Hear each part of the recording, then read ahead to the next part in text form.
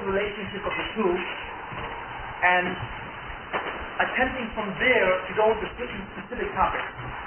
We have been attempting to understand the concept of what's called Kriyas HaMesim, resurrection of the dead. Now, we say the concept of Kriyas HaMesim every day. The Chai HaMesim, and Shimon Esrei, the specific bracha, the last bracha, which talks about the Chai HaMesim, that the Baruch Shalom resurrects the dead. Now, we may just say it or just glance through it, and the question that we want to know is, what does all this mean? Why is there something called resurrection of the dead? And where does it come from? What I'd like to do today, and I always have the problem of review versus going ahead, especially with new people, it's a very, very difficult matter because you'll be able to stand a certain amount of the share, but to really fully understand it requires a certain type of attendance. But whatever you come out with, I hope will be something, and I think you'll be able to come out with something. I will try and review it that way.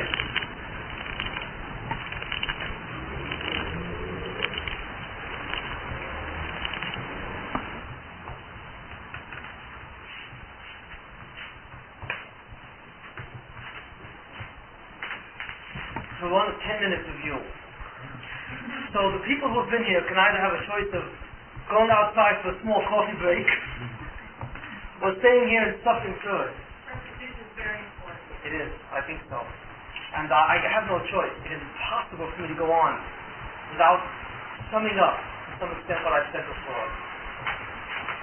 Okay, so with your permission, I'm in the old guys.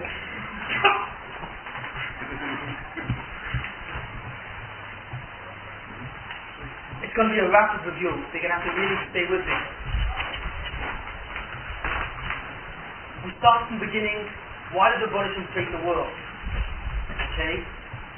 And by the way, for those people who've been here before, one of the things you can learn is how to review concepts which normally have taken hours and hours, and how you can review maybe 10, 15 shurim in 10 minutes.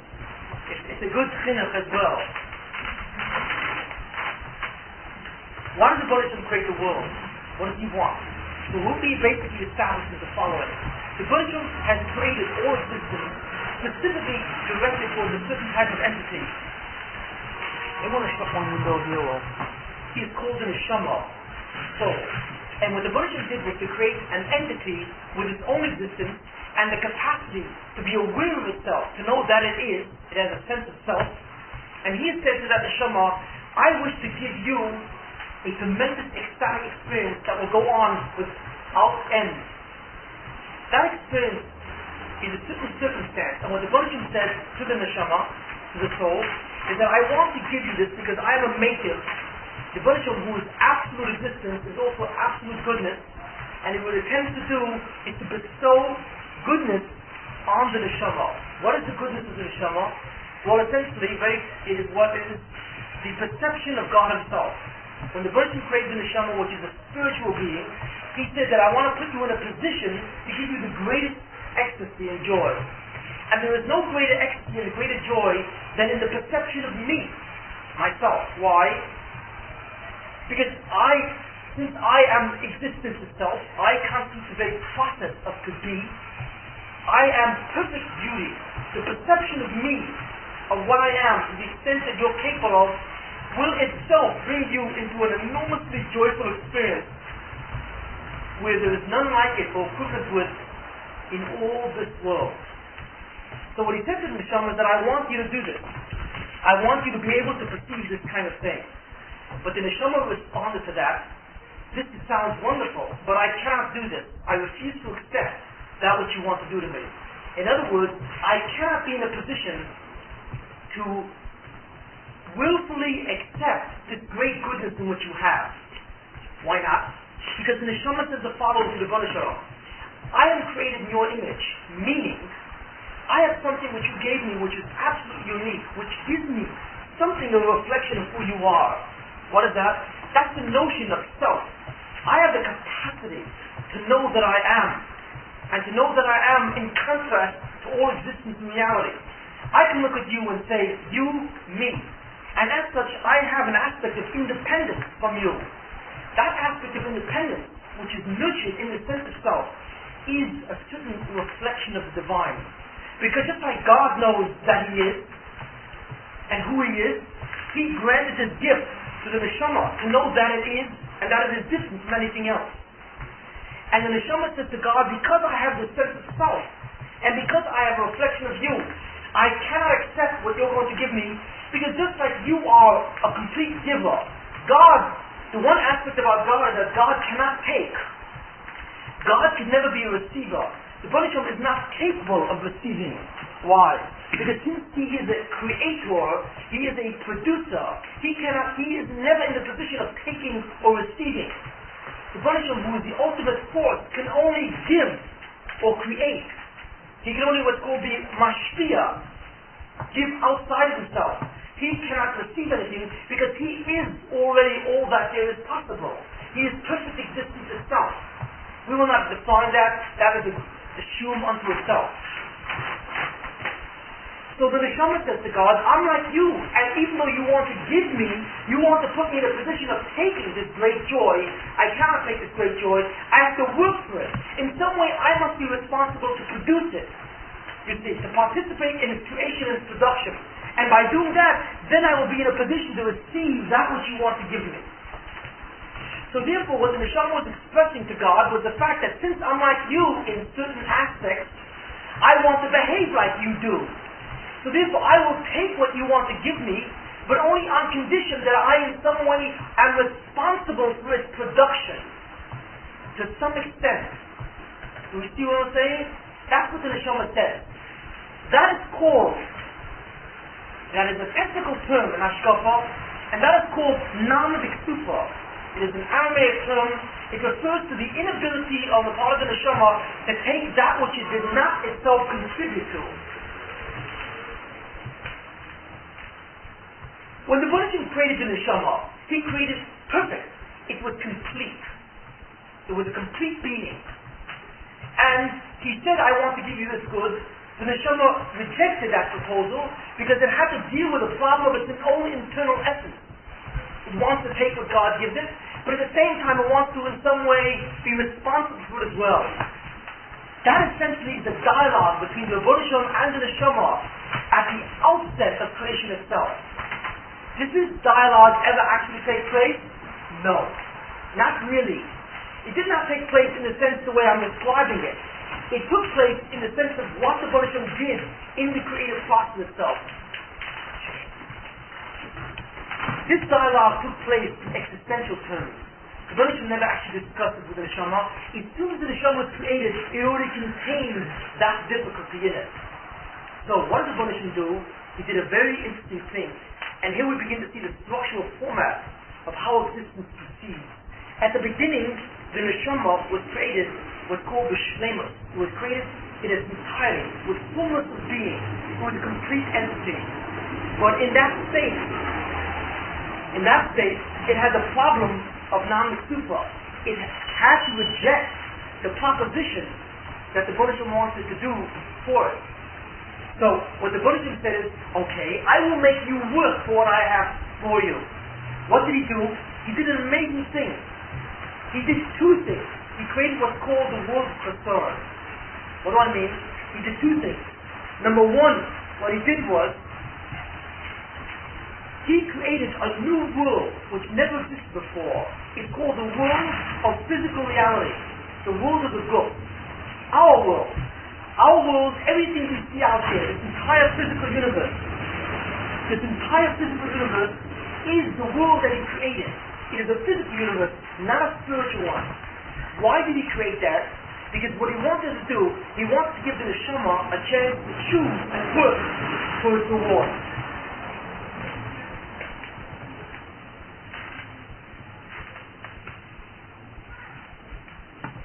He therefore said to the neshama, I want to create an opportunity where you will have to choose what I have to give you. So He created a physical world. And He created in this physical world a series of motivations, or a series of drives, which will be present from the body itself. So the Baruch Shem took the neshama and put it into a body, and there emerged for the first time an entity called a person, which never existed before. What is a person or an Adam? A person is a combination of two different substances, reflecting two different realities. One reality is the neshama, and the other reality is the guf, the body. Two different realities, a spiritual world and a physical world merged together. Each one impedes itself on the consciousness, which is a combination of both, each one with its own respective drive. It now remains for the person to choose which direction that he wants. And based on that, that will determine what will happen to him at a time when the Baruch Hashem will give him what? The future life. Because the Baruch Hashem says, if you choose the world of the book, if you choose to follow the drives of the body in all its different expressions, then that will be your reward. Meaning, you will have no part for the spiritual reward that's in the future. But if you choose to elevate your body, if you choose the world of the soul, if you choose to connect yourself to me, God, in the ways that are possible, through the Torah, and to the knowledge of an ultimate truth, you will then gain a very powerful spirituality. That's what he said. When God created the physical universe, what he did was, he hid himself. He hid himself. Because the physical universe, or beings in the physical universe, have no awareness of spirituality. None of us can see God. None of us can see a neshama. None of us can see a malach. We cannot see spirit. Why? Because we're condemned to only experience that which is possible through the five senses. We are imprisoned in a body, and we can only know reality through the five senses. In that way, God withdraws from reality, so that we can no longer see Him. Is God there? Of course He's there. But we are now found in a certain condition or position where we are no longer cognizant of that reality called God, or even that reality of our own soul. We're not even in true contact with our own neshama. There was something else that the Baruch Hashem did in order to make this possible. In order to give man free will and let him choose spirituality over physicality, what the Baruch Hashem did was place the neshama in the guf. But as I mentioned last week, a very important concept called zichor, that normally this would not be effective. If you take a spiritual being called a neshama, and then you put that being into a guf, what happens is, because of the fact that a neshama is so powerful in its expression, because of its kedusha, its holiness, it has the power to take that physical substance and completely remove the opaque quality of that substance. So what the neshama would do in a body is literally change the physical substance, so that even though a body is confined to its five senses, what it would do is change the physical expression of the body from an opaque reality into a transparent reality. Meaning that the neshama can then come into contact with spiritual experience while it's in the guf. Why is it that you cannot see God now? Why is it that none of us can experience true spirituality? One, because we are confined by our five senses, but there's another reason. Because it's the nature of physicality which blocks or is a barrier to spiritual awareness. That's the nature of physical substance. And that's exactly what God wanted. He wanted to withdraw so that the person would choose Him by virtue of effort, not choose Him by virtue of obvious design. But that can be undermined. When the neshama is placed into a guf, the very existence of such a powerful substance in a guf can literally take that body and transform its substance. It can take away the opaque aspect of the physical substance so that the body is no longer opaque to spirit. And in that sense, the person can literally suddenly become aware of everything spiritual. He can suddenly come in total contact with malachim, with neshamas, and the power of God Himself in the way that is possible. While you're sitting in your body, that's an incredible thing. What we have called that specific process when the neshama is able to remove the opaque factor of the guf and suddenly come in contact with spirituality while you're in the guf. We have called that zichor. The word zichor comes from the word zach, pure, to purify. The neshama, the kedusha of the neshama is able to mazacheh, is able to purify the substance of the guf. And while it's in the guf, it's able to suddenly experience pure spirituality itself. That's called zichor. It is from that concept that we see an enormous thing. what do we see? We see from there the relationship of the future world called Olam Haba, which is the place that the person will experience the ultimate good, and its relationship to our world, the physical world itself. And this is a very, very subtle thing. What is that? Is the following. When the Neshama rejected the proposal of the Gon Shalom to obtain a purely spiritual ecstasy, and it said, I must work for it, the Gon Shalom says, you will work for it. And what I'm going to do is, I'm going to combine you into two substances. I'm going to take the Neshama, and I'm going to put you into a physical body. Hence, your being will now be composed of two realities, two different realities. What you have to do is attempt to restore yourself back to your ultimate reality. So the Neshama says, how can I do that? How will I be able to do that? Since I'm a spiritual being, forced to live in a physical realm, how can I ever get back to the spiritual world and come to know the total perfection of God, which is my ultimate reward? How can I do that? So the Buddha said, because in you lies the power to take the physical reality itself and remove its opaque factor and elevate the entire physical world itself to a world of spirituality. And that will be your reward. That will be your world. In other words, I will give in you the power to create your own Olam Haba, your own future life. I'm not going to make it. You're going to make it. What I'm going to do is I'm going to confine you to a lower world, and I'm going to give you the power to elevate that lower world into that higher world. And when you exist in Olam Haba, you will exist in a body. That's the point. Olam Haba, in that future life, you will be in a body. You see, you will never be separated from your body. Never. When the Buddha put the Neshama into the guf, he had the intention of never separating the two. Never. You must live in that body for your entire existence. So the Neshama says, if I have to live in the body for my entire existence, how am I going to ever attain the spiritual world? Since the physical world cannot know the spiritual world. And the answer is, Zichor. Because God says, I give you the Neshama the power to elevate the entire physical world and make it into a spiritual world. That's why. And when you do that, you will be able to what? You will be able to remove physicality and create Olam Haba yourself. Where is Olam Haba? Where is that future world? Where is that extraordinary world that the Buddha promised to the Neshama if it would do what it had to do? Here. Right here. This world. You're not going anywhere. But you may say, if it's this world, we can't see any spirituality now. That's true. Because this world is not yet in the condition which makes that possible. It is the power of the Neshama to do that, to make this world into that world. That's a very, very critical thing to know. Olam Haba is not some mysterious place beyond somehow the confines of the universe. It is not in the 20th dimension. It is here. But it is in a state which is beyond our state.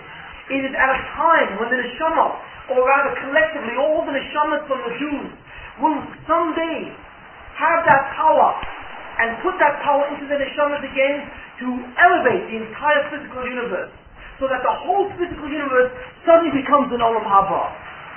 That is the power of Zichor. Now, what essentially was the system, or what is the scenario which is involved in the following way? Who was the first man that had the possibility of that experience?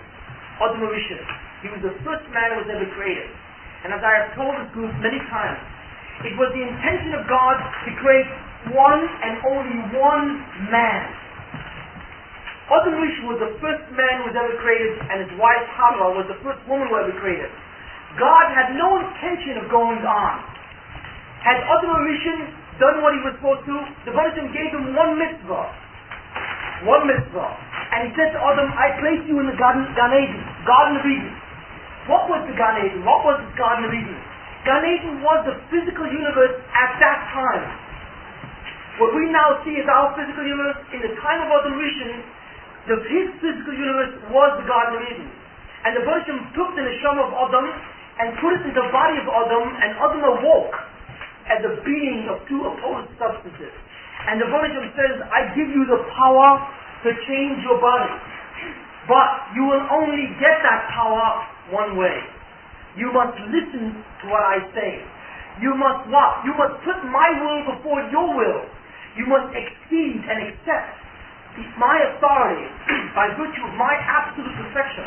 And understand that your greatness, your future, lies in connecting yourself to me, developing an intimate relationship with me, and taking in an aspect of my Kedusha into you. When that Kedusha comes down into you, you will suddenly have the power to convert physical reality. And you will instantly take Gan Eden, where you live, and convert Gan Eden into Olam Haba. Who was Adam? Adam was every neshama that was ever created, from the beginning to the end of time, wrapped up into one person. That's who Adam was. If you take all the neshamas of every Jew that ever lived, and every Goy that ever lived, you see, Abraham, Yitzchak, and Yaakov, Moshe Rabbeinu, Rabbi Akiva, Rashi, everyone, the Vilna Gaon, down the line, wrapped them into one big neshama. Right? Put it all together again. That neshama was what Adam Rishon was at the moment of his creation. You could begin to understand the enormity of who he was. And the Rebbe said to him, do what I say. Listen to my mitzvah, and I will give you that power to change Olam Hazeh into Olam Haba. Through the process called Zichuch.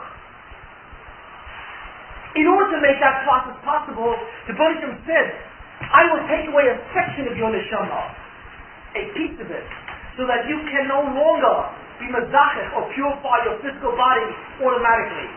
When the neshama was first created, when Adam's Rishon's neshama was first made, it had the power, just by coming into contact with physical reality, to instantly purify it. Instantly, just by the enormous kedusha of it. When the Buddha put Adam Rishon's neshama into his body, he normally, under normal conditions, he would have had the power to convert his body and remove the opaque quality of it. The Buddha did not want that, because the Buddha wanted him to work for that. So what did the Buddha do? He sliced his neshama in half, so to speak. Meaning that he took away the ability of the neshama to zichor. When Adam was created, he was created perfect, a complete neshama with the power to elevate physical. But God took away that power. He took away what's called the zichuch factor of the neshama. The ability of the neshama to elevate physical reality and remove its opaqueness was taken away from Adam. So when Adam Rishon was put into a body, his neshama was put into a body only a shadow of what he used to be. Adam was said to put in a state of chesaron. Why did God do this? Because the Baruch did not want Adam to purify reality just by its natural course. He wanted Adam to work for that by doing the mitzvahs. And he said to Adam, I have taken away your ability to what? To purify your reality and create Olam Haba. I have taken it away. But I will give it to you back if you listen to my word. If you attach yourself to my being, if you attach yourself to my wisdom and to what I represent, I will restore the ability of your neshama to mezachech, to purify your body and the entire Gan Eden with it. And you will create Olam Haba. I will give you back that which I have taken away. Why does God do that? Because what happens is that if Adam does the mitzvah, if he fights his Yetzer Hara, if he refuses to listen to what his body says, and listens to what his neshama says, right? God will then give him back that power. And when he gives him back that power, he will be restored as a full entity. Once he's restored as a full entity, what is the difference between that restoration and the initial state of Adam Rishon? When God created Adam Rishon in the beginning, he was perfect. He was a full being. God took away a part of that fullness and made him into an insufficient or inadequate being. And God says, if you work for it, I will give you back the power of being a full being. Why did God do that? Because when God first created the neshama rejected the proposition of going to Olam Haba. It said, I cannot handle it unless I produce it. So God says, then you will produce it. So what I will do is, I will take away a certain quality in your neshama, and you will earn it by your own reward, by your own effort. And once you earn it, you will restore your fullness and your completion on your own terms. So therefore you will be zoka to the Olam Haba that I have because you made it. You made it because Olam Haba becomes Olam Haba.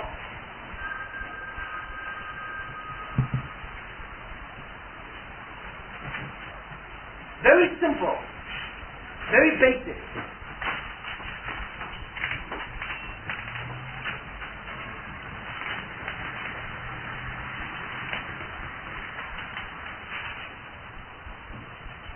To put it very simply, the neshama was created for shlemus, with perfection. But in that state, in its original state, it had the problem of non-mistufa. It had the problem of not being able to accept God's bounty. The Baruch Hashem then took away a piece of that neshama and put it into a body and emerged a full person. And God said to that person, I will restore you the ability of becoming complete again. But this time you will do it through your own efforts. If you follow my mitzvah. And then when the first man would have followed the mitzvah, then Adam would have received that power back, and he would have taken the whole physical reality and made into a spiritual reality itself. But in that new state, in that second state of completion, of shlemus, there would not have been a problem of non-mitzvah anymore. Why?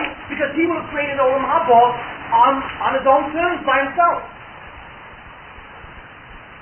That's essentially the movement and the central ideas behind creation.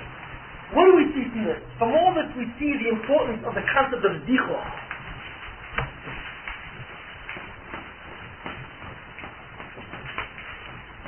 Zichor. Don't forget that word. That is the key word, because that tells you what it's all about.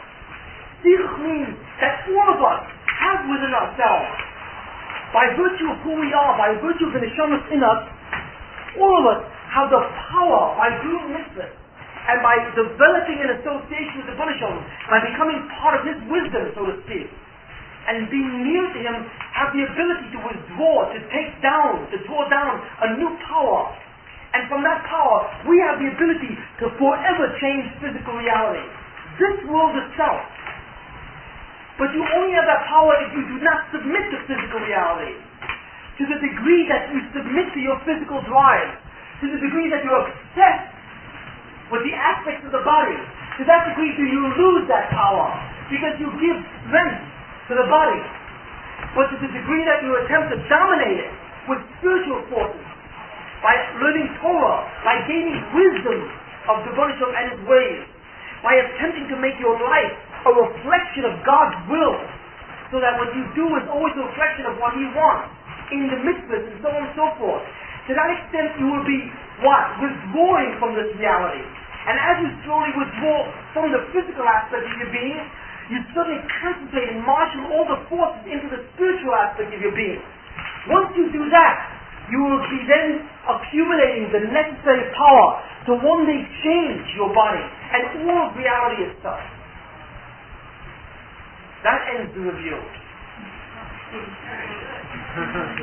Okay? Took a little longer than I thought.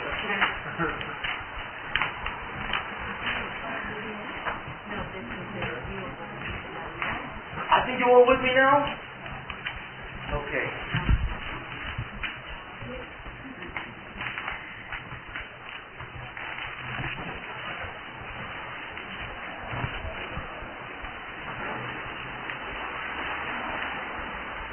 Sounds nice, doesn't it? The picture I just painted sounds like a glorious picture. Sounds like a real amazing picture, because it's in its truth of what the purpose of man is and what's supposed to be done. What's the problem? What is the problem? It is a very big problem. What is that? Adam Rishon failed. He didn't do what he was supposed to do. He didn't mazach his goal. The Baruch Hashem said to him, from the tree of knowledge of good and evil, don't eat. I'm not going to describe the internal battle in Adam, what happened. That's too advanced at this point. But Adam Rishon had an incredible battle. When Adam Rishon walked in the Garden of Eden, he saw all these great trees and their fruit. And he had a desire for all of them. But there was one tree that really intrigued him. And that was the tree that the Banishim says, don't eat from that fruit. Now, I'm not going to go into this thing fully, but when Adam Rishon desired to eat from that tree, he didn't desire to eat because he had a taiva to eat. It wasn't a desire to eat. But what it was a desire to gain a certain type of wisdom. Adam knew that when he would eat from that gan, from that tree, something would happen to him that would be extraordinary. He knew that. He knew that there was a power in that tree, in that fruit of that tree, which the Banishim had stored. The Banishim had invested the fruit of that tree with a very unusual power. The Banishim had invested other fruits of other trees also with power, but there was something very different about this tree. And Adam knew that to partake of this tree would give him a certain type of power to know something which was almost impossible to know, the knowledge of good and evil, to experience it, to know it like God knows it. And that was very intriguing for Adam, because in a certain way that knowledge will almost make you like God to a very large extent, in the sense that you begin to grasp some of the information in which he was privy to, or so Adam Rishon thought. What did Adam do? He made a catastrophic error of eating from that tree. And on the day that he did that, an enormous damage was done. What I'd like to do today is discuss what that damage is and the ramifications for that damage on all of us.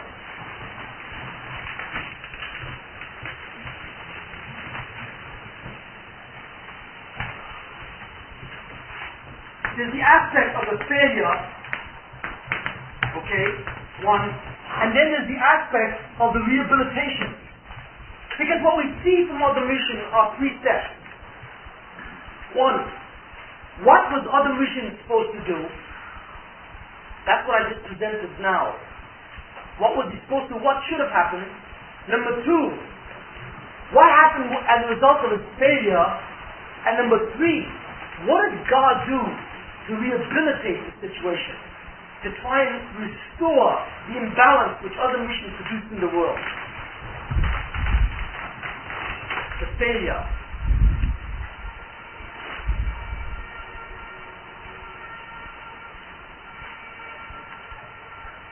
Why are we so concerned about Adam Rishon? What do I care about one man's journey into the world of mitzvahs and chatonim? What do I care about one man's attempt to achieve spiritual heights? I'm interested in me, or in people who live at my time. What do I care about someone who lived 5,746 years ago? Why should that interest me? Really? Because as I said before, and I say many times, God created Adam Rishon as the personification and as essentially the summary. Adam Rishon was a summary statement of all mankind. He was all mankind. He had the consciousness of all mankind itself together, all blended into one mind. There's an awesomeness to that mind, but that's who he was. If Adam had done what he's supposed to have done, he would have created Olam Haba with himself, for himself. He would have been the recipient of that which God wants to give. There would never have been anyone else beyond him. Once Adam Rishon failed, what did God do? He took his neshama and he fragmented it. He broke it into many segments. And he said, that which you have failed to do collectively, you must now do individually.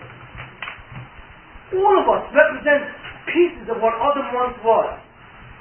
After the sin of Adam Rishon, he was never again who he was before. Think of it. Adam before the sin and Adam after the sin. It's just one split second. But think of him before the sin and think of him after. Before the sin, his mind was the mind of all humanity. He had the neshama, which is the collectivization of all the neshamas of humanity. After the sin, he was now only one piece of humanity. He dropped incredibly. His entire mind dropped. Why are we so concerned with Adam Rishon? Because Adam Rishon was humanity. When he failed, he was no longer humanity. The world began to divide and subdivide. People began to arise. The necessities people began to arise. so that other people can now take up where other Rishons fail. We are concerned with what happened to Adam because other Rishons fundamentally devised, determined, and constructed the reality that we all have to live in.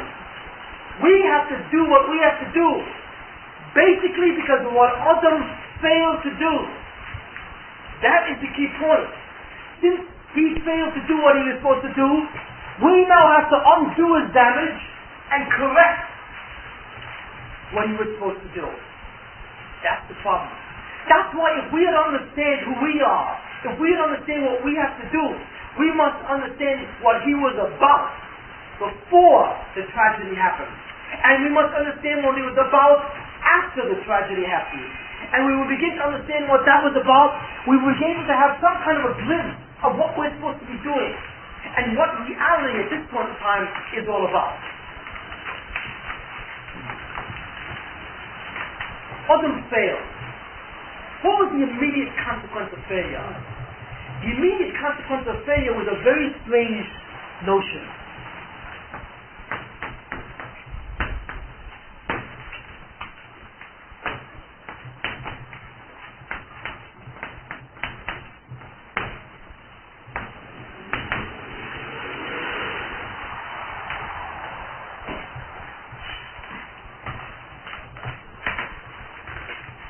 In order to understand what the repercussions of the sin of Adam was, we have to understand something about the relationship of the human body and the relationship of the world, the physical world, to the Yetzer Hara.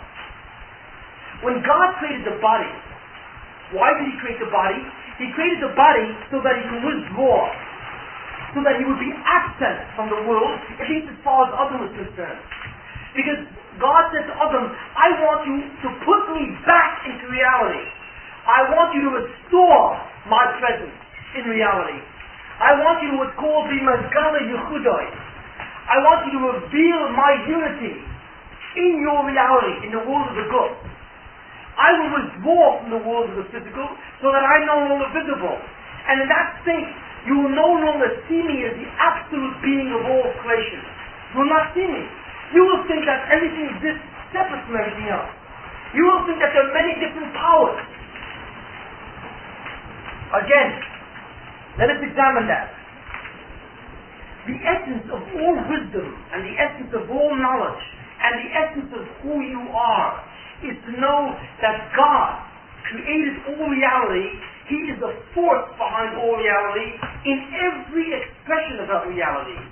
That means that no matter what you see, whether it's the physical world, no matter whether you see something good or something bad, behind everything you see in this world, it is the power of God which determines it and which is behind it. There is nothing that can take place in our world that doesn't have His power behind it or His consent. To bring up an important point without clarifying it, 6 million Jews died in World War II. In a terrible way. And people can't understand in a certain way why that happened. Now I'm not going to go into an explanation of the Holocaust. That's way further down the road. You've got to know a lot more for that. But essentially what they say is that obviously what went on, Hitler and the German forces killed 6 million Jews. Where was God all that time that this was happening? Well, some people want to say somehow God wasn't around. Or Hitler just was able to do this by force of his might. And I tell you that that's absurd.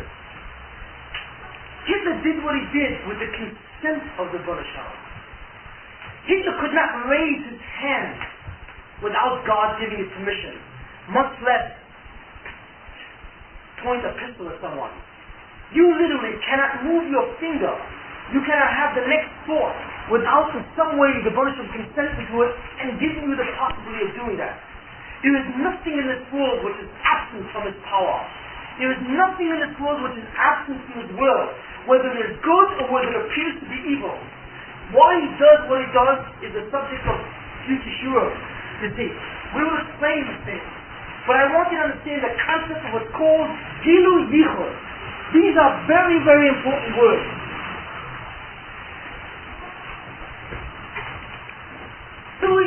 Yichud. Gili means the revelation, Yichud means of His unity. The revelation of God's unity. What do we mean by the revelation of God's unity?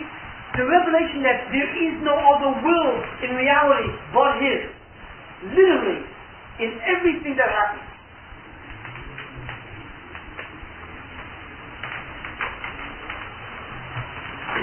When God created the world as a body, what He did was He removed the pure ability to know this concept. Because in the physical world, everything appears separate, doesn't it? In the physical world, God is not there. His power is not seen. It's not visible. So it's possible to think that there are many different forces in the world. That there are forces of good and that there are forces of evil. It's possible to think that there are contrary powers vying for supremacy and dominance. The physical world expresses multiplicity. It expresses what? It expresses multiplicity, multifariousness. Many. It is the essence of the many. That's what the physical world is. The physical world manifests what's called the many. In the physical world, things appear different. People are different. Every different thing is different. Historical events seem to be determined by all kinds of different powers and forces. So because of that, we do not see a single power behind it. We do not see a single will. We do not see Gilui Yichud. We do not see the revelation of God's unity. The fact that it's His will and power which is behind everything, leading everything to a fundamentally single objective. That's not obvious from physical reality, is it? Not at all. Why is it not obvious? Because the fact that physical reality beclouds spirituality. Why does God do that? Because He wants to do that. He wants to hide Himself. What does it mean that God hides Himself? You think it means that He puts Himself in a closet? Or do you think that He does not allow you to see His being? Of course not. You could not even see His being even if He was totally open. We cannot understand the nature of God's existence. It is impossible because of the way He is. But what we can understand and can see is the fact that His will is behind all reality. We can observe reality and we can see behind reality His will and unity. That is possible. It is possible, but not in physical reality.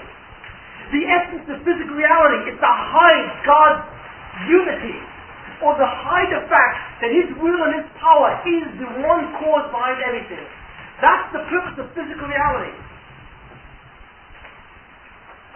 Why does God want to hide that? He wants to hide that because He wants you to reveal His unity by your effort. When God first created the neshama would instantly be able to see the awesome power of God. The neshama could not see the reality of God. That's not possible. It is not. And the example we give, you cannot look into the face of the sun without becoming blind. You could not stare into it. That's only an analogy. You see. It's the same thing. You cannot see God's essence in any sense. But what you can see are the rays of light that come out from the sun. You can stand at a distance and not observe the disc, but you can observe the rays, so you can get a feeling of the awesome power that is generated by that disc, couldn't you? It's the same thing with God. You cannot come into knowledge of His essence, but we can come into knowledge of His power, of His deeds, of His actions, of His works. We can, and we can see the unity in those works.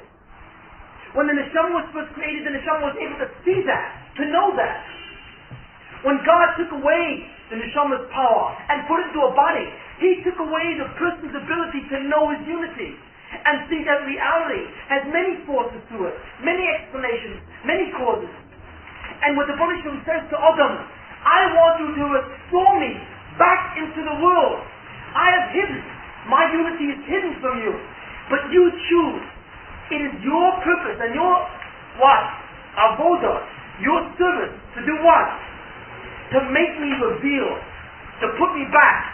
Even though it's a physical world and this physical world hides me, you have to elevate the physical world so that the physical world is not a barrier to me.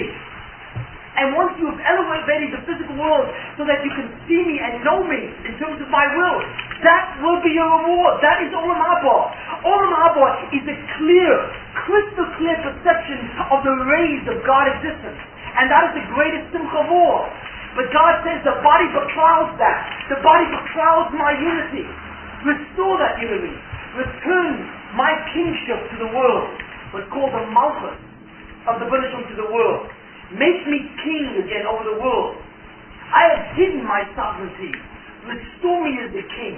If you restore me as a king, you have restored me by virtue of your own effort. And the perception of that Malchus, the perception of that sovereignty, is itself the greatest joy that is possible. The body hides that sovereignty. That's what God said to Adam. I have given you the power to do this. If you follow my will, you will restore my sovereignty. If you realize that I have told you not to eat Neitzah Da'as overall, I have told you not to do that because it is against my will. If you would sit and think for a moment and say, wait a minute, God is the absolute will and God's will is the absolute will and there is no other power but Him. I should listen to that and not do this. But I feel something else in my body. I feel that there are other forces. I feel that I myself can be a force. I feel that there's an aspect of my reality which can be independent of God. That I am also entitled to liberty and freedom. That I don't have to listen to God's will. I do not have to listen to God's will, but I can submit to my own desire. That I can do that which I want to do. That I have some kind of measure of control of reality. I want to listen to what my body tells me. I see in that tree of knowledge of good and evil a way to usurp, to capture some divine power for myself. I see that. And I want to take that. But in doing that, Adam Rishon was essentially saying there seems to be more than one power. I believe that there's more than one power than God. That was the choice that Adam had. Adam can either restore the absolute unity of God or refuse to restore that and believe that he is a contrasting power to the Bereshit in some manner, shape or form, albeit how small. What is the world of the good? What is the world of the physical reality? The world of the physical reality is a world which engenders the idea of multiplicity. It engenders the idea there can be more than one. There can be two. There can be two powers and two sources behind reality in some way. That there are two aspects to the powers that be. And by doing that, it attempts to becloud the reality.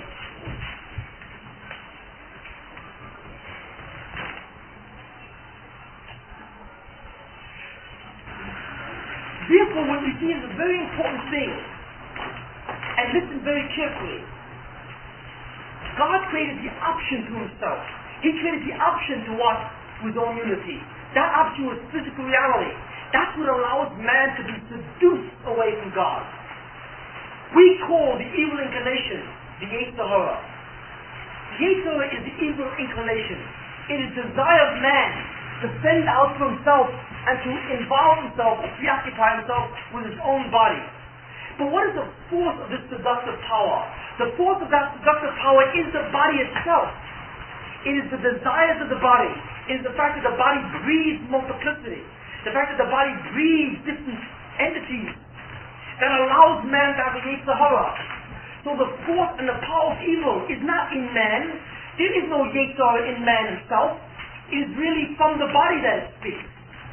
When Adam Rishon was first created, the power that was able to seduce Adam Rishon to go away from God was not in himself or in his mind, so to speak. It emanated from the body as a seductive power. But the force of evil, or the force which created the body itself and gave it all this, was not in the body. And here's where we have to make a very strong distinction. Adam Rishon was first created. Now we're getting to a very critical concept. When Adam Rishon was first created, he was given a body. What kind of body was that?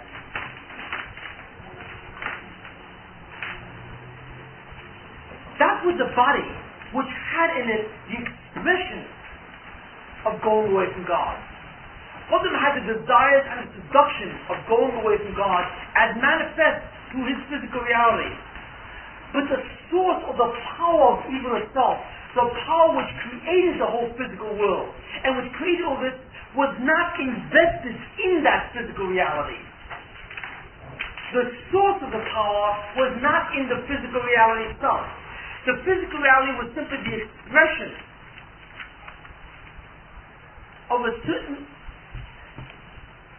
way or a certain multiplicity about the world. But the creative source and the creative power which created the entire physical universe, what's called the source of evil, or the power of Ra itself, was not in the physical universe. It was outside. It was outside. It's for example when you have a generator which produces electricity, and that electricity goes in, let's say, to an appliance. So the appliance suddenly is invested with the energy, you see, with the energy, and suddenly begins to work. But the source of the energy is somewhere else. The source of energy, the source of Ra, or the source of energy behind the seductive capacity of the physical reality, was distant, was outside of the physical reality, not in it. The power went through, was channeled through physical reality and through the body, so that Adam was able to feel a seduction from his body. When Adam Rishon did the chait, when he sinned, an amazing thing happened that never happened before. What happened is that a piece of the source itself went into him. The very power, not just simply an aspect of the power in a distant form, but the very power itself channeled itself into his body. So what happened was an amazing thing. When the source of all reality, physical reality, condensed itself and flowed into his body and into the physical world of Gan Eden, his entire reality changed. Again, this is a subtle concept which has to be understood. When God created the physical universe, when He created it with a certain type of force.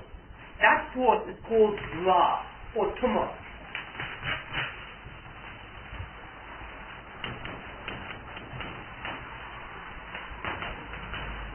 The force of Tumah, or the force of Ra, is a force.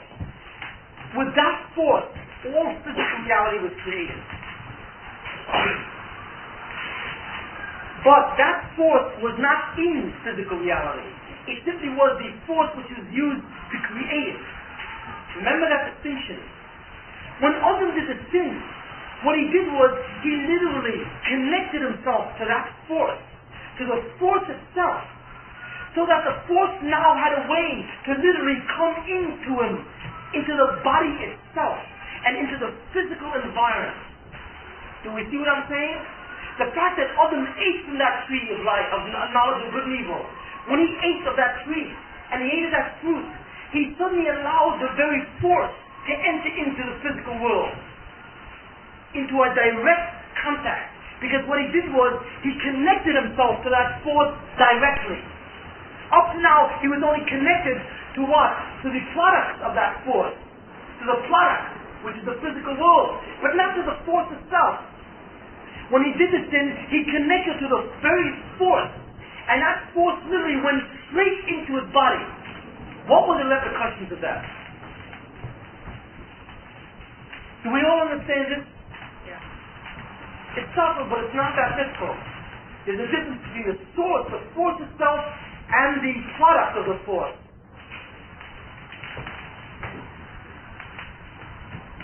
What was the immediate result? The immediate result was the following. Do you remember we said that physical reality, or the body of Adam, does not allow his neshama to come in contact with spirituality because it's opaque to spirituality, and that it remains for Adam to draw down the power necessary to remove that opaque quality of the body and create an Olam Haba? In truth, when Adam Rishon was first created, his body was not opaque to spirituality. It was not. It was translucent.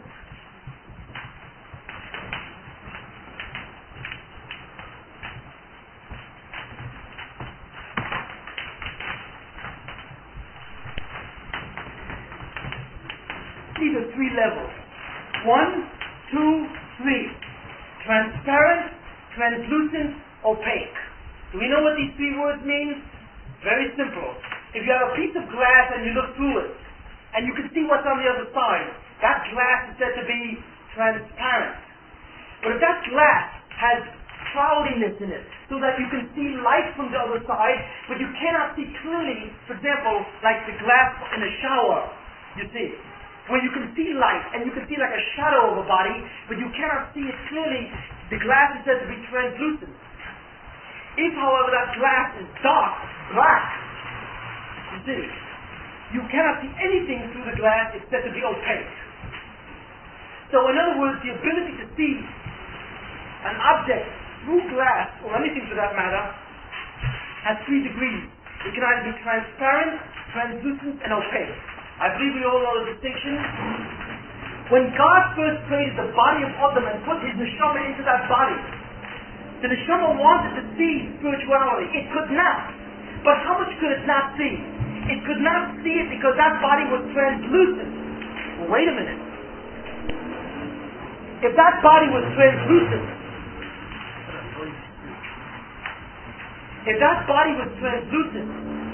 that means that Adam could sense some aspect of spirituality. Some, but not completely. That's an amazing thing. And you must realize who Adam was before the sin. Before the sin, Adam's body was translucent to spirit, to ruchnius. What does that mean? Well, look at the difference between Adam, Rishon, and us. Can we sense any kind of spirituality? Nothing. Not at all. It's blank. We don't have an inkling of any type of spiritual force. Nothing. But not so Adam Rishon. Adam Rishon, before he sinned, had a body where the spiritual force could go through it. And it can go through his eyes and his mind. So Adam Rishon was aware of the existence of spirit. Except that when he looked at it, he couldn't discern clearly the figures and the images, or he could not discern clearly the nature of the being. He can only sense the reality. Just like you can see light through translucent glass, but you don't have a clear view of the image.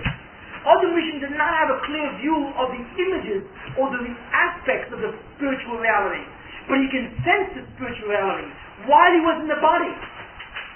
While he was a person with a body, he can feel ruchnius. He was translucent. And the Baruch Shem said to him, you are now translucent. And you cannot break away from that. But I will give you a mitzvah. If you listen to what I say, and you do follow what I say, you will connect to a new form of Kedusha. What do you mean when you follow? If you think about what I'm saying, if you think about who I am, if you think about what I am, God says to Adam, if you understand that I am the only reality, and therefore your ultimate future lies in connecting yourself to me, you see, then you will draw down a new power into your neshama, and you will make your body from translucent to transparent. If you reveal my unity in the world, if you magala my yichud, how? Because if you understand who I am, and how I relate to you, and that you are not an independent force, if you connect yourself to my Kedusha, I will give you the power necessary, the zichur power necessary to elevate your translucent body and your translucent Gan Eden into a situation where you will become totally transparent, and you will have created Olam Haba. What is Olam Haba? Olam Haba is nothing more than this world in its transparent state. But when the world started out, it was translucent. What happened when Adam Rishon did the sin? When Adam Rishon did the sin, refused to listen to God, because Adam Rishon said that I don't have to listen to this will, because there's another will, my will, which is just as important. Adam Rishon created a multiplicity. He concealed the unity of God.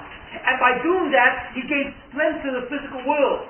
When he did that, he connected this to the force of Tumah, or the force of evil, which attempts to say that there's more than one force in the world, that God is not the absolute unity. When he connected himself to that force went into the physical reality itself, and his physical reality became what? Opaque. Which means, whereas before, Adam Rishon was conscious of ruchnius, he was conscious of spirit, he was no longer conscious of spirit. He couldn't feel it anymore. It was all gone. It was a world of total physical aspect. What world is that? Our world, where we live now. You are all a result of what Adam was. All of you.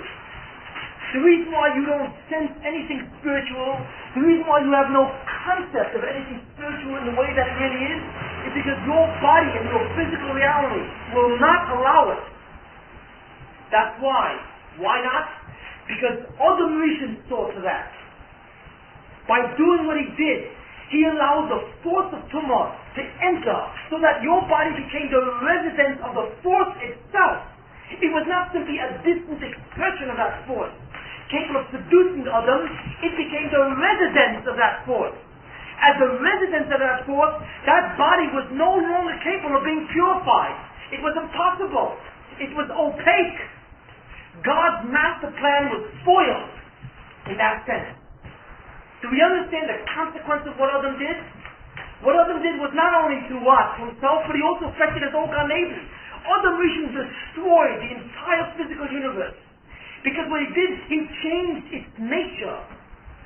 We don't understand that. Most people don't realize what goes on. From this you see the power of a sin. You think that when you do a sin, or whatever, it's a light or minor thing, you don't realize how critical it is. What I am telling you here is the power of a mitzvah and is the power of sin. And it is true. Once the world has become opaque, it cannot become, in a certain sense, another level, but it becomes more opaque. You don't realize it. But when you deny the will of God, when you deny making your life into a spiritual one, you make the world become more and more opaque. I don't know if you know that. It's not that you're doing a bad thing or you're feeling guilty about it. You literally have an effect on the substance of reality itself. You don't see it because it's not visible. But we can understand it from what's called Tiburis Torah. And I can't go into that. That's a huge thing that we've discussed many times before. What it is that as man sins, reality gets darker and darker and darker. Even though, for example, we no longer have the ability to experience spirituality directly through our bodies, right? Because we are no longer translucent, we are opaque. But there was once a time that man could connect to spiritual reality with his mind. That was called prophecy, nebuah. Man once had the gift of prophecy. Men can connect to the spiritual forces, and if not experience it through their body, they can experience it to a certain level of mind which they can attain. Adam Rishon, before he sinned, was able to sense spirituality directly, like you see me. After he sinned, this was no longer possible. But it was possible for a person to work on himself and achieve a state of superconsciousness. So that in a certain type of superconsciousness, he could still come into contact with reality. That's what a prophet was. That's what Adam was after. That was Moshe, Rabbeinu was, and all the prophets. Isaiah, Yechezkel, all the prophets. Yirmiyahu, Jeremiah, all of them. You see. We no longer even have that. Which shows you that when you do sin, the world becomes more and more opaque, meaning that your ability to access spirituality becomes more and more distant. We even have lost the gift of prophecy. And the truth of the matter is, we lost the gift of prophecy about 2,500 years ago. And since that time we have lost far more. But I'm not going to go over the things we've lost. We have lost so much. We are so distant from any kind of spark of spirituality that you don't even know that you're distant anymore. That's how far. You've lived in darkness so long, it looks like broad daylight. But if I can give you a glimpse of what Adam was, if for 1 second God suddenly said, wait a minute, I'm going to, for 5 minutes, I will restore the world back to what Adam was like. And you saw that world, right? And then God put us all back to here, none of us would ever get up in the morning again. Never again. You would never get out of bed. Because it's not worth it. Once you saw what you had and what you've lost, you could never again run after what is out there. Because you would have understood what mankind has lost by virtue of its sin. The first time that happened was with Adam Rishon. Adam Rishon was the first man who sinned. He was the first man who had to pay for what he did. And I am showing you the price of that. The price of that is not simply that he had a minor guilty conscience, or he felt a little bad. The price was that he destroyed the physical universe. How can you destroy the physical universe by doing a sin? That is absurd. Because that's the thing. Since Adam Rishon was so far back in time and so close to creation itself, the effect of a sin was immediately visible. With us, the effect of a sin is not visible at all. Why? Not because you do such small sins. It's because you are so distant from spiritual world, so you cannot see what happens. You see? But Adam Rishon was able to see, more than see. Adam Rishon woke up and he saw himself as a different person. He looked at his body 1 minute and still was translucent. A half hour later, his body was opaque and he could not believe it. He literally underwent a change. It's like a person becomes a werewolf suddenly. The full moon appears and the guy looks like a wolf. Right? Believe it or not, it's incredible, it's impossible. That's the exact change that took apart in Adam Rishon. 1 minute he was translucent, and he walked in the Garden of Eden. He knew spirituality, like you see me. He can sense it all over. He couldn't clearly see the shapes and forms, but it was always there. He knew that it existed. And the next minute it was black, it was gone. It was night. He looked at his body, he looked at his mind. There was no conception anymore. There was no contact with spirituality. Why? Because what happened was his body and his mind and the entire physical world became opaque. Because the force of that tumah went into the world. It made the physical world its residence. It was no longer its expression or its manifestation, its distant expression. It was its residence. Now, the Torah has very specific words for that damage. And it's very important for you to remember what those words are. What is that word? The word for the force itself is called Ra or Tumah. Ra or Tumah, right? Those are two words that refer to the force itself. Ra, evil, or Tumah, defilement or impurity. That's the first word. When that force went into the body, when it went into physical reality, that force was called something else. It was called Zohama. That's a very important word to remember. Zohama. Zohama means something which is impure, something which is defiled, unclean. The Zohama refers to refuse itself, like waste. Zohama refers to the fact that the Ra or the Tumah enters into the world. When I say to you that the world now has Zohama, you understand what I'm talking about, don't you? It means the world has the force of what? Of the Tumah residing in the physical world. What is the immediate consequence of that? What does that do? It makes the world opaque to spirituality, to the awareness or the consciousness of spirituality. Do we understand that?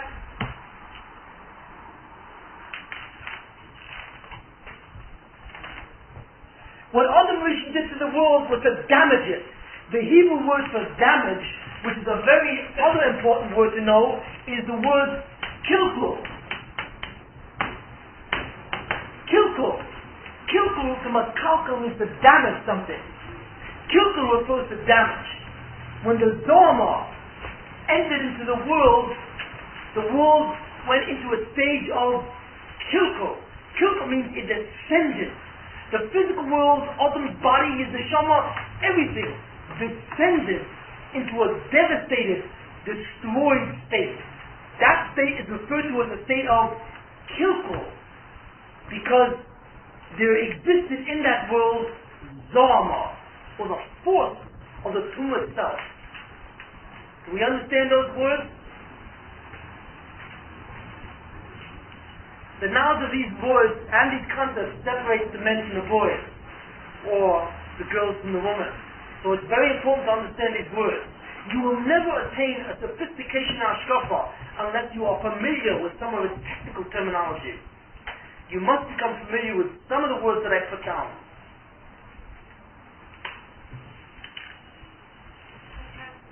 Yes. At what day are Adam stolen? What? Are stolen? No, there's no one. Everyone's in Kilko. Even Moshe, everyone. Adam was the collective neshama. He represented all humanity. When he did what he did, there was no one exempt. But there was one exemption. There was one exemption to what he did. There was only one thing that escaped the damage that he did. One thing. Who knows what that is? Who? No. No. A person? There was one part of Adam, one neshama, that did not sustain his damage. Who? No. Who? Right. The neshama of the Mashiach. Right. Why that was, we will explain very shortly. Because this entire scenario that I described to you will give you the information necessary to begin to understand who and what the Mashiach is. But you must grasp this clearly. You must grasp clearly what it means to do a mitzvah and what it means to do a chayt. What it means to listen to God's will and to establish His sovereignty and His unity by establishing a correct relationship between you and God, and what it means to defy His will, to establish another entity but His, to attempt to say that there is another power than God. I represent another force. You must understand the incredible consequences which emerge from those two different directions. It is not a question of a different belief. It is not a different opinion. It is not a different view of life. It is a difference in what reality looks like. To do a sin or to do a mitzvah is not simply a matter of simple choice in the sense that all it does is affect how you think. It is not a question of choice, thought, opinion. You see? It's not. The Baruch Shem says to you, the consequence of a mitzvah is olam haba. It's the reality of olam haba, which you make. The consequence of a chet is olam hazeh in a state of kilko. It is the destruction of physical reality. You can't observe the destruction of physical reality because it's not the physical reality which is destroyed. What is destroyed? Is it the physical reality itself? Is it the substance which is destroyed as such? What is destroyed? Physicality. What? The physicality reality. No, better. What's destroyed? The ability of a person to know spirituality while he's in the physical body. It is the perception of spirituality which is destroyed. It's the condensation of physical reality to the degree where it becomes opaque and spirituality is no longer visible in any sense. So you may say, so what? If I can show you spirituality for 20 seconds, you would never say that again. That's so what? Because you would begin to understand what you lost. The tremendous simcha, the power of that perception, the joy of that perception, would leave you completely what? Completely dumbfounded and in a state of shock to realize what it's like to have that sense and what it's like not to have that sense.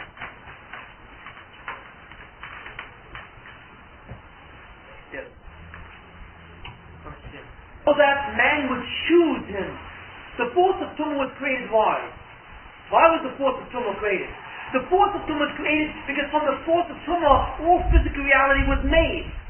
The force of Tumah was used as a force which creates physical reality, even though that force was outside. But it was used to make physical reality. Why was physical reality created? So that it could constitute a barrier to God's unity. Why? Why does God want a barrier? Why does God want to mask His presence? Because He wants you to what? He wants you to restore that presence into the world. He wants you to force spirituality and break the bounds of the physical. He wants you to unveil that mask. He wants you to destroy that barrier. Why? Because when you will have destroyed that barrier, you will have created your own olam haba. You will have created your own condition of eternal simcha. He wants you to do it yourself. In order for you to do it yourself, he has to give you an obstacle. And the obstacle is the physical world. It's a world which is away from the spiritual. But when Adam Rishon started, he was only a mile away from the spiritual. Adam Rishon, when he started, was 1 mile away from the spiritual. He was able to sense Ruchnius only a mile away, that you see someone down the road a mile up. You can see him as straight, can't you? You can. He's very small, but you can see it. But what happens if I take you suddenly and I move you 1,000 miles away? It's gone. That's it. Adam Rishon before the Chait was able to see the spiritual world like it was 1 mile away. After the Chait, he could see it like it was 1,000 miles away, and therefore was basically hidden as far as direct perception is concerned. Why was Adam Rishon said a low shot say and not say to earn something? It would seem more logical. Excellent question, but I'm not going to answer that now. That will take me too far afield and too. I just want to make sure everyone gets this. I'll handle that question, okay? You've got to understand everything I've said till now, well, before I get to that one. Yes, but I'll handle it for you. Don't worry. What? Yes. The tree was golden enough, right? It had the ability to give a multiplicity perception. Right. So Adam Rishon observed the rock, right? He ate from it. Yes, he connected What himself. happened to the soul? The Tov and the Ra were mixed together. We shall get into that. 1 second. We'll get into that. Not at this point. Yes, what do you want to say? I was going to say, whatever you're saying about Adam, you're talking about Chava. Who? Chava. I'm saying equally goes to Chava. Not only equally, more so for Chava. Because it was Chava who did the initial damage. What does that mean to the women?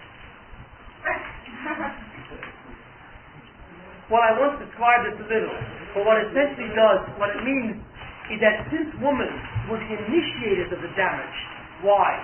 Because it was Chava who listened to the Nachash, to the serpent, didn't she? Not Adam. The Nachash came over to Adam, and Adam told him to get lost. But the Nachash went over to Chava, and the Chava listened to what the Nachash said. And then she ran, and she convinced Adam to follow her. So essentially the damage started with her, you see. It started with her. And because of that, because it started with her, and then it proceeded to Adam, woman in our world has to sustain certain types of pressures and difficulties which men do not, in order to remove the damage of being a female. There was nothing wrong with being a female to begin with, and I mentioned slightly last time, but the problem was that since she started the Chait herself, so there accrued extra damages in the essence of femininity itself, which a woman must work out. You see. That is 90 at her now. Who? That's not the point. Now, Adam did it also. He's got not to be Ainivas. He did it himself. He didn't have to listen to Chava. He didn't have to listen to her, but he did that. So they both share the blame. But the woman, since she was the first one, she was the initiator, she has to share the greatest, slightly more, meaning that there's certain things she has to do that are above and beyond what he has to do. But we won't get into that. That goes into very deep, that goes into a whole different area. So I explained what that was. Yes. You said that Olam Haba is really this world, some of the greater In a state of dichot. in a state of Yichud. So does that mean that Gehenna is also this world, but in a lower state than the Kilkul?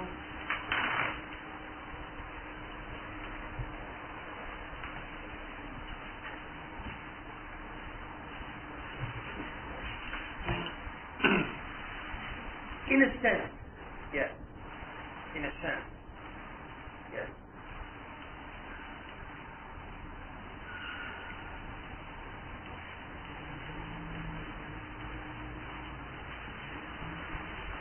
That's another question we'll have to leave. But what I'd like to do is I'd like to end off the shir by describing what Gehenna will be like. What it is like. What it is like. What I do want to explain is what Gehenna is like in a certain sense. just kind of leave us all here. All right, just 1 second. In other words, beside the old painting scene where we are, everyone has that rock. Just what happened to Kava and Alan. Everyone has. Everyone has it, There's and no we have exception. to get it out. There's no exception to the rule. Right. Yes. Certain Russians, they don't come back. They just disappear. How can, once again, the state of Shleimus will Neshama be achieved if something is gone?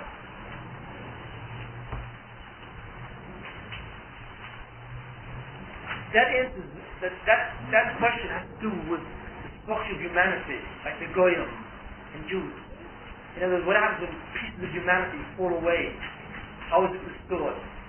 It's restored in a different way.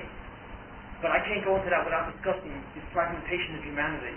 We'd have to go into more into that. That's a little further up ahead.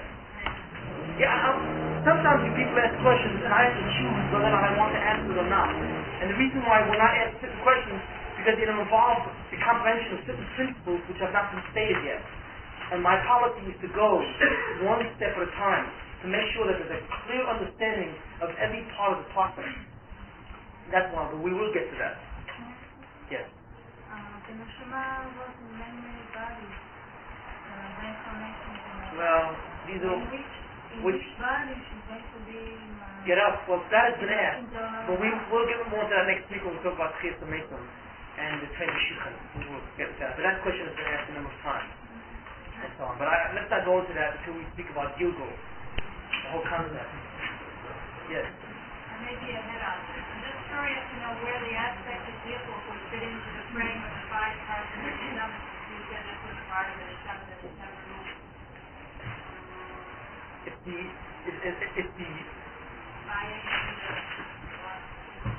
it's the sense of all 5 parts that give you the power. All 5 come down. That's what gives you the ultimate power. Okay. One thing, and just let me end off. What is Gehenna? Basically, Gehenna is a place where after a person dies, if he committed many sins, he goes to a place called Gehenna, and Gehenna will remove the damage that he caused to the neshama by virtue of all those sins.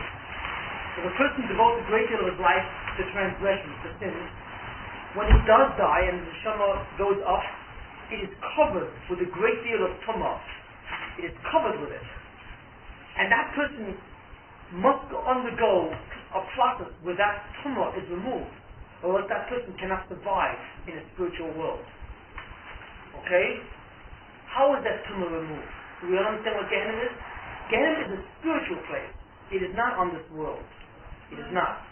It is a spiritual condition. What's that? No, well, as far as it is here, but it's not in that sense. Let's just see that for a second, and let's see that Gehenna is a place or a condition which is a spiritual place, you see, which exists for a person after he dies. And in that place, he goes through a certain operation, so to speak, on the neshama, where the tumah that he has accumulated by virtue of all his sins is removed. Now, what I just simply want to say is describe the process of how it's removed. And here's the interesting thing, because it gives you a graphic description. The Ramchal says this very interesting thing. What is Gehenna? Let's say, for example, a person down here ate something which was not kosher.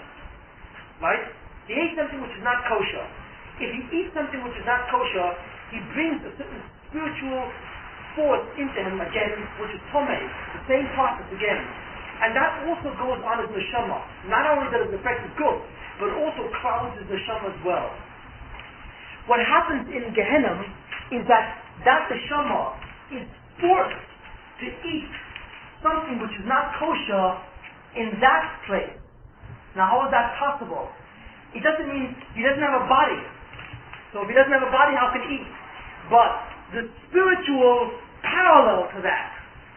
Every physical activity has a spiritual parallel. We understand? So then that person who ate something which is not kosher is forced to spiritually eat something which is not kosher. It's the exact same thing. What's the problem? The problem that when you do it down here, You don't feel any pain. Because this is the world which masks, or there's a barrier to spirituality, and you can live in a world that you can have tuma. It's a world of multiplicity, and there's no pain. But once you're up there, once you're in a neshama state, and there is no body anymore, then the neshama perceives directly spirituality. So what happens if you force that neshama to come in contact with tuma? It's very painful. What? It's a pain of the neshama. It's a spiritual pain. And that's exactly what it is. Every sin which you do here will be repeated later on. It will be repeated. But the repetition takes place in a different condition, in a spiritual condition. So that when it does take place, it literally burns the tumor out of you. And then you're clean of it. Where you go? Then you can go to a pure spiritual place. But that's the essential thing. What We're about going to get to the exact differences between these. We will get into next week when we what go. about Shuva? Tshuva will remove here. Repentance. Tshuva will remove the effects of a sin here. So if it removes the effects of a sin here, you do not have to have it removed there. Which means that you have a choice. If a person is involved in sin, he can either remove the damage of those sins here by doing tshuva, or he remove it there. And if you remove it there, it is essentially a repetition of what you did here, but with your eyes completely open. And then it will be enormously painful, but it will remove it there. Do you understand that? But what if he made Shuva here? Then he doesn't have to follow it there. Before he made the ches, then he made the ches. You don't do tshuva. He can't make a Shuva after he made already a sin, and No. he's aware of what he's doing. No, you mistake. Tshuva is done after you've done a sin. If you do a ches, and then you're aware that you've done something wrong, and you attempt to change yourself, that is tshuva. Tshuva is done after. Tshuva means to return from going astray. To go astray means to have committed a sin. To do tshuva means to return to the proper way after you've But gone it's very astray. easy to make a sin and say, tomorrow I'll make Shuva. No, you've got to make a sincere attempt to try and change. Lip service doesn't count. First of all, we have to realize what is true and what is bad. Yes. What is wrong. That must have a knowledge of the mitzvah. And for that, you need a halacha class. Which is one very unfortunate thing. There's one very serious drawback. In a certain sense, it's not a drawback, in a certain sense, it's a drawback to your education. That what I am essentially teaching you is not what the mitzvahs are, but why you should be doing them. I am attempting to give to you information on the motivation to do mitzvahs and not do sins, by making you aware of what the fundamental points, objectives of all reality are. Why God made the world, what He wants from you, and what you are supposed to be doing, and where it all ultimately supposed to be ending. But all the time that I take is to understand why we should be doing mitzvahs. The question that you have said is the good one: what are the mitzvahs? That involves a class in halacha, to understand what it means to keep Shabbos, what foods are kosher, what foods are not, you see, and all the laws, what has to be done. There are not that many, but there are certain basic laws that have to be done. That is a class in halacha. Yes. I have one problem. One problem? You're lucky. This thing.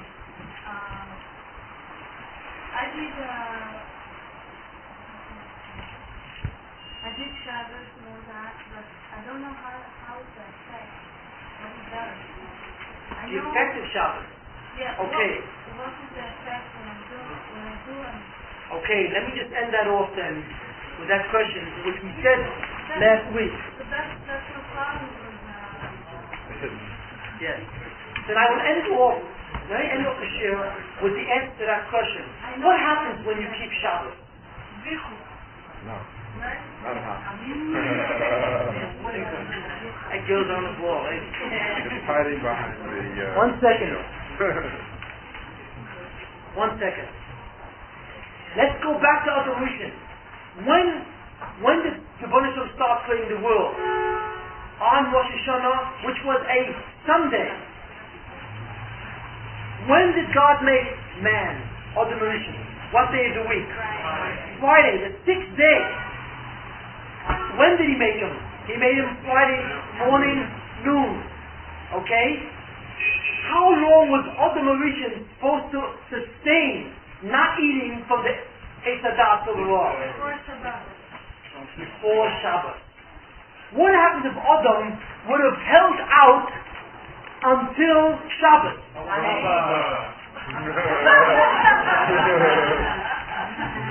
Okay? It was nice to see you all. I'm not needed anymore, it's clear.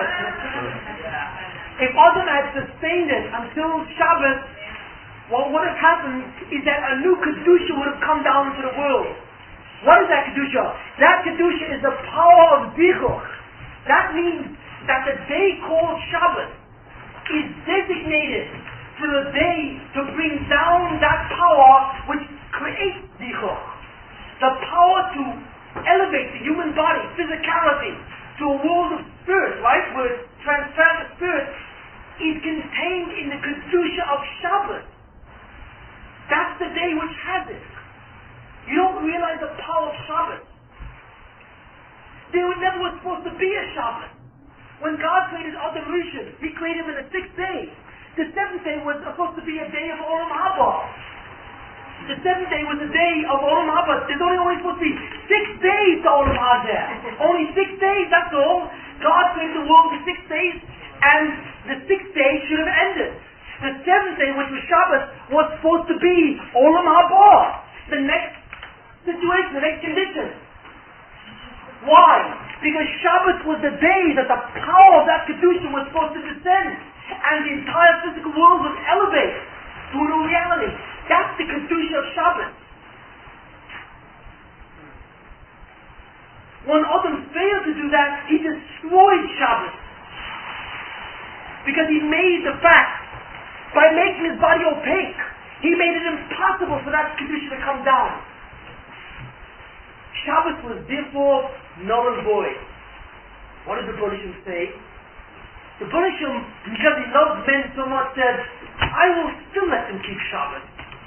And what it is that on the 7th day, when they keep Shabbat, what does it mean to keep Shabbat? When they withdraw, when they refrain from doing the 39 activities, Lamates Malachas, which are 39 physical constructive activities, which I cannot enumerate here, but they don't have to do with the halachos of Shabbat. When they are involved in refraining from interacting with the physical world, and basically, then I will allow this power to come down. I will allow a vestige of that power to come down. But they will not be able to use that power.